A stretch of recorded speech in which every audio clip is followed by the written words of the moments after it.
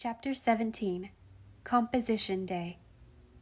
"Hurry up, boys, it's 3 o'clock, and Uncle Fritz likes us to be punctual, you know," said Franz one Wednesday afternoon as a bell rang and a stream of literary-looking young gentlemen with books and paper in their hands were seen going toward the museum. Tommy was in the schoolroom, bending over his desk, much bedaubed with ink, flushed with the ardor of inspiration, and in a great hurry as usual, for easy-going Bangs never was ready till the very last minute. As Franz passed the door looking up laggards, Tommy gave one last blot and flourish, and he parted out of the window, waving his paper to dry it as he went. Nan followed, looking very important, with a large roll in her hand, and Demi escorted Daisy, both evidently brimful of some delightful secret. The museum was all in order, and the sunshine among the hop vines made pretty shadows on the floor as it peeped through the great window. On one side sat Mr. and Mrs. Bear. On the other was a little table on which the compositions were laid as soon as read, and in a large semicircle sat the children on camp stools, which occasionally shut up and let the sitter down, thus preventing any stiffness in the assembly. As it took too much time to have all read, they took turns, and on this Wednesday the younger pupils were the chief performers, while the elder ones listened with condescension and criticized freely. "Ladies first, so Nan may begin," said Mr. Bear, when the settling of stools and rustling of paper had subsided. Nan took her place beside the little table, and, with a preliminary giggle, read the following interesting essay on the sponge. The sponge, my friends, is a most useful and interesting plant. It grows on rocks under the water, and is a kind of seaweed, I believe. People go and pick it and dry it and wash it, because little fish and insects live in the holes of the sponge. I found shells in my new one, and sand. Some are very fine and soft. Babies are washed with them. The sponge has many uses. I will relate some of them, and I hope my friends will remember what I say. One use is to wash the face.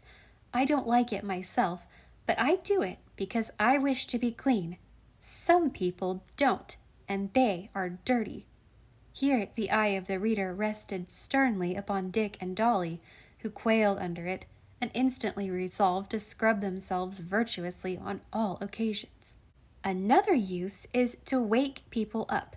I allude to boys particularly." Another pause after the long word, to enjoy the smothered laugh that went round the room. "Some boys do not get up when called, and Marianne squeezes the water out of a wet sponge on their faces, and it makes them so mad they wake up." Here the laugh broke out, and Emil said, as if he had been hit, "Seems to me you're wandering from the subject."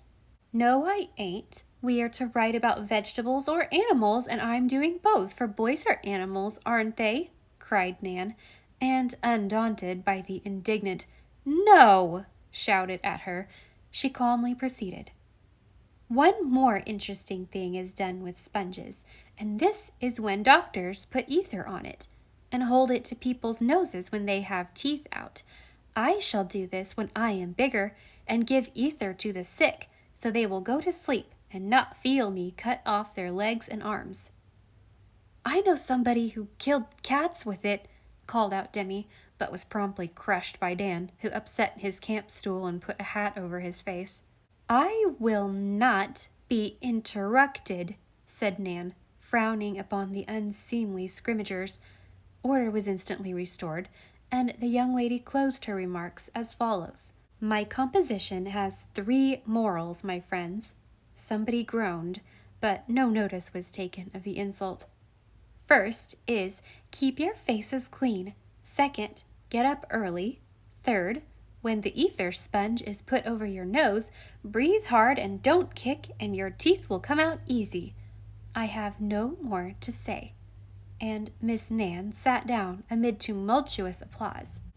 "That is a very remarkable composition. Its tone is high, and there is a good deal of humor in it. Very well done, Nan. Now, Daisy." And Mr. Bear smiled at one young lady as he beckoned to the other. Daisy colored prettily as she took her place and said in her modest little voice, "I'm afraid you won't like mine. It isn't nice and funny like Nan's, but I couldn't do any better." "We always like yours, Posy," said Uncle Fritz, and a gentle murmur from the boys seemed to confirm the remark. Thus encouraged, Daisy read her little paper, which was listened to with respectful attention. The cat. The cat is a sweet animal. I love them very much. They are clean and pretty, and catch rats and mice, and let you pet them, and are fond of you if you are kind. They are very wise, and can find their way anywhere. Little cats are called kittens, and are dear things. I have two, named Huzz and Buzz, and their mother is Topaz, because she has yellow eyes. Uncle told me a pretty story about a man named Mahomet. He had a nice cat, and when she was asleep on his sleeve and he wanted to go away, he cut off the sleeve so as not to wake her up. I think he was a kind man. Some cats catch fish. "So do I," cried Teddy, jumping up, eager to tell about his trout. "Hush," said his mother, setting him down again as quickly as possible, for orderly Daisy hated to be interrupted, as Nan expressed it. "I read about one who used to do it very slyly. I tried to make Topaz, but she did not like the water and scratched me.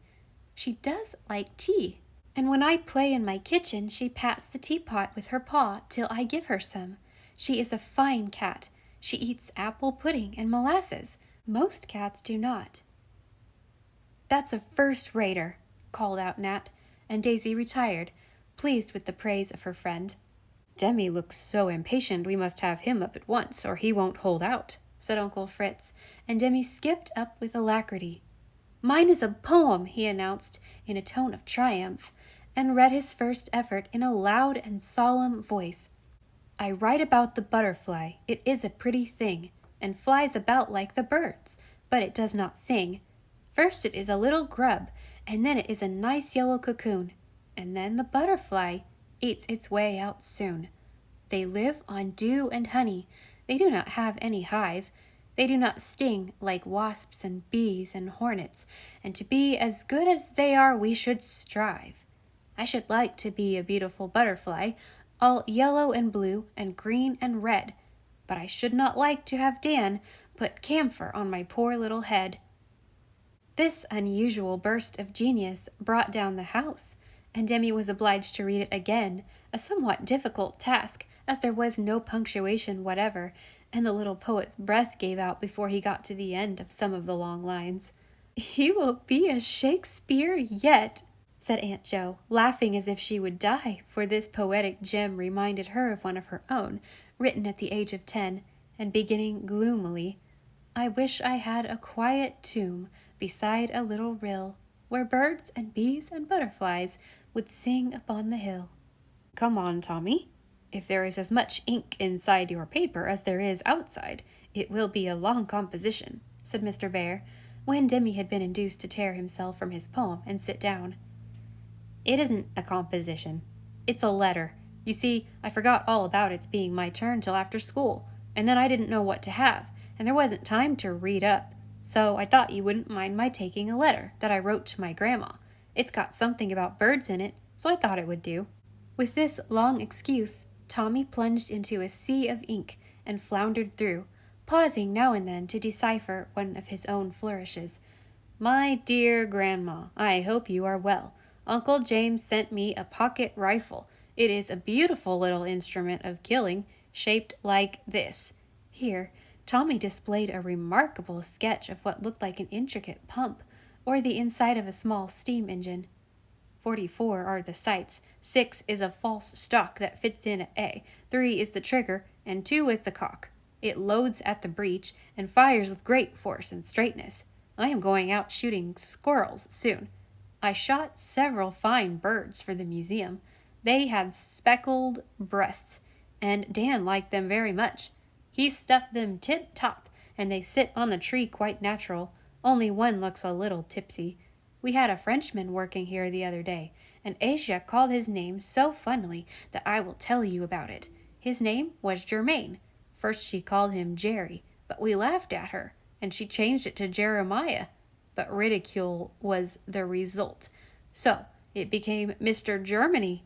But ridicule having been again resumed, it became Garimon, which it has remained ever since. I do not write often, I am so busy, but I think of you often, and sympathize with you, and sincerely hope you get on as well as can be expected without me. Your affectionate grandson, Thomas Buckminster Bangs. P.S. If you come across any postage stamps, remember me. N.B. Love to all, and a great deal to Aunt Almira. Does she make any nice plum cakes now? P.S. Mrs. Bear sends her respects. P.S. And so would Mr. B if he knew I was in act to write. N.B. Father is going to give me a watch on my birthday. I am glad, as at present I have no means of telling time, and am often late at school. P.S. I hope to see you soon. Don't you wish to send for me? T.B.B. As each postscript was received with a fresh laugh from the boys, by the time he came to the sixth and last, Tommy was so exhausted that he was glad to sit down and wipe his ruddy face. I hope the dear old lady will live through it, said Mr. Bear, under cover of the noise. We won't take any notice of the broad hint given in that last P.S. The letter will be quite as much as she can bear without a visit from Tommy, answered Mrs. Joe, remembering that the old lady usually took to her bed after a visitation from her irrepressible grandson. Now me, said Teddy, who had learned a bit of poetry and was so eager to say it that he had been bobbing up and down during the reading, and could no longer be restrained. I'm afraid he will forget it if he waits, and I have had a deal of trouble in teaching him, said his mother. Teddy trotted to the rostrum, dropped a curtsy, and nodded his head at the same time, as if anxious to suit everyone. Then, in his baby voice, and putting the emphasis on the wrong words, he said his verse all in one breath. Little drops of water, little drains of sand, make the mighty ocean, and a peasant land. Little words of kindness, pokin' every day, make a home a heaven, and help us on a way. Clapping his hands at the end, he made another double salutation, and then ran to hide his head in his mother's lap, quite overcome by the success of his piece, for the applause was tremendous. Dick and Dolly did not write, but were encouraged to observe the habits of animals and insects and report what they saw. Dick liked this, and always had a great deal to say. So when his name was called, he marched up and, looking at the audience with his bright, confiding eyes, told his little story so earnestly that no one smiled at his crooked body, because the straight soul shone through it beautifully. I've been watching dragonflies, and I read about them in Dan's book, and I'll try and tell you what I remember. There's lots of them flying round on the pond, all blue with big eyes and sort of lace wings, very pretty. I caught one and looked at him, and I think he was the handsomest insect I ever saw. They catch littler creatures than they are to eat, and have a queer kind of hook thing that folds up when they ain't hunting. It likes the sunshine and dances round all day. Let me see, what else was there to tell about? Oh, I know. The eggs are laid in the water and go down to the bottom, and are hatched in the mud. Little ugly things come out of 'em. I can't say the name, but they are brown and keep having new skins and getting bigger and bigger. Only think! It takes them 2 years to be a dragonfly. Now this is the curiousest part of it, so you listen tight, for I don't believe you know it. When it is ready, it knows somehow, and the ugly, grubby thing climbs up out of the water on a flag or a bulrush, and bursts open its back. Come, I don't believe that, said Tommy, who was not an observing boy, and really thought Dick was making up. It does burst open its back, don't it? And Dick appealed to Mr. Bear, who nodded a very decided affirmative, to the little speaker's great satisfaction. Well, out comes the dragonfly, all whole, and he sits in the sun, sort of coming alive, you know, and he gets strong, and then he spreads his pretty wings and flies away up in the air, and never is a grub any more. That's all I know, but I shall watch and try and see him do it, for I think it's splendid to turn into a beautiful dragonfly, don't you?" Dick had told his story well, and when he described the flight of the newborn insect, had waved his hands and looked up as if he saw and wanted to follow it. Something in his face suggested to the minds of the elder listeners the thought that some day little Dick would have his wish, and after years of helplessness and pain, would climb up into the sun some happy day, and, leaving his poor little body behind him, find a new and lovely shape in a fairer world than this. Mrs. Joe drew him to her side and said, with a kiss on his thin cheek, "That is a sweet little story, dear, and you remembered wonderfully well. I shall write and tell your mother all about it." And Dick sat on her knee, contentedly smiling at the praise, and resolving to watch well, and catch the dragonfly in the act of leaving its old body for the new, and see how he did it. Dolly had a few remarks to make upon the duck, and made them in a sing-song tone, for he had learned it by heart, and thought it a great plague to do it at all. Wild ducks are hard to kill. Men hide and shoot at them, and have tame ducks to quack and make the wild ones come where the men can fire at them. They have wooden ducks made too, and they sail round, and the wild ones come to see them. They are stupid, I think. Our ducks are very tame. They eat a great deal, and go poking around in the mud and water. They don't take good care of their eggs, but let them spoil. And mine don't, cried Tommy. Well, some people's do. Silas said so. Hens take good care of little ducks, only they don't like to have them go in the water and make a great fuss, but the little ones don't care a bit. I like to eat ducks with stuffing in them, and lots of applesauce.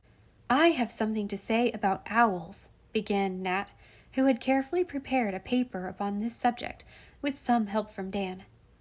Owls have big heads, round eyes, hooked bills, and strong claws. Some are gray, some white, some black and yellowish. Their feathers are very soft, and stick out a great deal. They fly very quickly, and hunt bats, mice, little birds, and such things. They build nests in barns, hollow trees, and some take the nests of other birds. The great horned owl has 2 eggs bigger than a hen's, and reddish-brown. The tawny owl has 5 eggs, white and smooth, and this is the kind that hoots at night. Another kind sounds like a child crying. They eat mice and bats whole, and the parts that they cannot digest they make into little balls and spit out. "My gracious, how funny!" Nan was heard to observe. "They cannot see by day, and if they get out into the light they go flapping round half blind, and the other birds chase and peck at them as if they were making fun. The horned owl is very big, most as big as the eagle.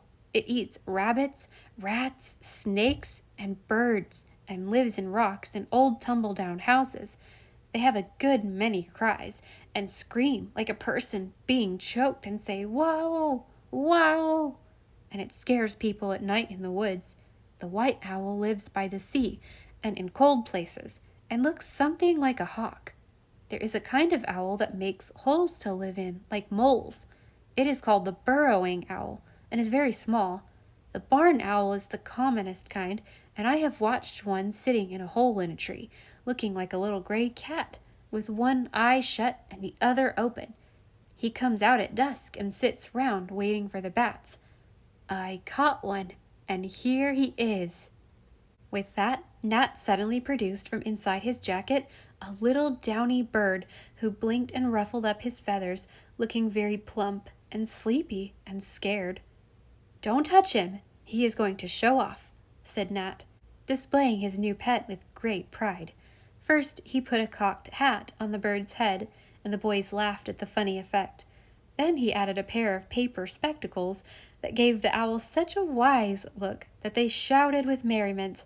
The performance closed with making the bird angry and seeing him cling to a handkerchief upside down, pecking and clucking, as Rob called it. He was allowed to fly after that, and settle himself on the bunch of pine cones over the door, where he sat staring down at the company with an air of sleepy dignity that amused them very much. "Have you anything for us, George?" asked Mr. Bear, when the room was still again.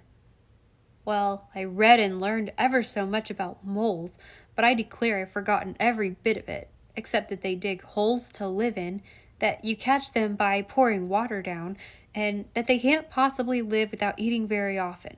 And Stuffy sat down, wishing he had not been too lazy to write out his valuable observations, for a general smile went round when he mentioned the last of the 3 facts which lingered in his memory. Then we are done for today, began Mr. Bear, but Tommy called out in a great hurry, No, we ain't! Don't you know we must give the thing? And he winked violently as he made an eyeglass of his fingers. Bless my heart, I forgot. Now is your time, Tom. And Mr. Bear dropped into his seat again. While all the boys but Dan looked mightily tickled at something, Nat, Tommy, and Demi left the room, and speedily returned with a little red morocco box, set forth in state on Mrs. Joe's best silver salver. Tommy bore it, and still escorted by Nat and Demi, marched up to unsuspecting Dan, who stared at them as if he thought they were going to make fun of him.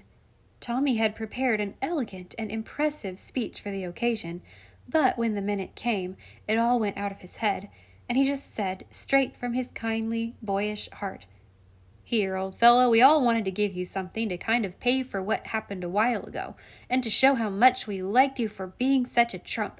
Please take it and have a jolly good time with it. Dan was so surprised he could only get as red as the little box and mutter, Thank you, boys, as he fumbled to open it.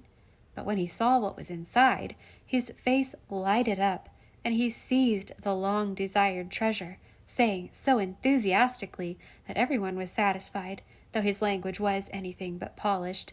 What a stunner! I say, you fellows are regular bricks to give me this. It's just what I wanted. Give us your paw, Tommy. Many paws were given, and heartily shaken, for the boys were charmed with Dan's pleasure, and crowded round him to shake hands and expatiate on the beauties of their gift. In the midst of this pleasant chatter, Dan's eye went to Mrs. Joe, who stood outside the group enjoying the scene with all her heart. No, I had nothing to do with it. The boys got it up all themselves, answering the grateful look that seemed to thank her for that happy moment. Dan smiled and said in a tone that only she could understand, It's you all the same. And making his way through the boys, he held out his hand first to her and then to the good professor, who was beaming benevolently on his flock. He thanked them both with the silent, hearty squeeze he gave the kind hands that had held him up and led him into the safe refuge of a happy home. Not a word was spoken, but they felt all he would say, and little Teddy expressed their pleasure for them as he leaned from his father's arm to hug the boy and say in his baby way, My good Danny, everybody loves him now. Come here, show off your spyglass, Dan, and let us see some of your magnified pollywogs and animalcumisms, as you call 'em, said Jack, who felt so uncomfortable during this scene that he would have slipped away if Emil had not kept him. So I will. Take a squint at that and see what you think of it, said Dan, glad to show off his precious microscope. He held it over a beetle that happened to be lying on the table, and Jack bent down to take his squint, but looked up with an amazed face, saying, My eye, what nippers the old thing has got. I see now why it hurts so confoundedly when you grab a doorbug and he grabs back again. He winked at me, cried Nan, who had poked her head under Jack's elbow and got the second peep. Everyone took a look, and then Dan showed them the lovely plumage on a moth's wing, the 4 feathery corners to a hair, the veins on a leaf, hardly visible to the naked eye, but like a thick net through the wonderful little glass, the skin on their own fingers, looking like queer hills and valleys, a cobweb like a bit of coarse sewing silk, and the sting of a bee. It's like the fairy spectacles in my storybook, only more curious, said Dimmy, enchanted with the wonders he saw. Dan is a magician now, and he can show you many miracles going on all round you, for he has 2 things needful, patience and a love of nature. We live in a beautiful and wonderful world, Jemmy, and the more you know about it, the wiser and the better you will be. This little glass will give you a new set of teachers, and you may learn fine lessons from them if you will, said Mr. Bear, glad to see how interested the boys were in the matter. "Could I see anybody's soul with this microscope if I looked hard?" asked Demi, who was much impressed with the power of the bit of glass. "No, dear, it's not powerful enough for that, and never can be made so. You must wait a long while before your eyes are clear enough to see the most invisible of God's wonders. But looking at the lovely things you can see will help you to understand the lovelier things you cannot see," answered Uncle Fritz, with his hand on the boy's head. "Well, Daisy and I both think that if there are any angels, their wings look like that butterfly's as we see it through the glass, only more soft and gold. Believe it if you like, and keep your own little wings as bright and beautiful, only don't fly away for a long time yet." "No, I won't," and Demi kept his word. "Goodbye, my boys. I must go now, but I leave you with our new professor of natural history." And Mrs. Joe went away, well pleased with that composition day.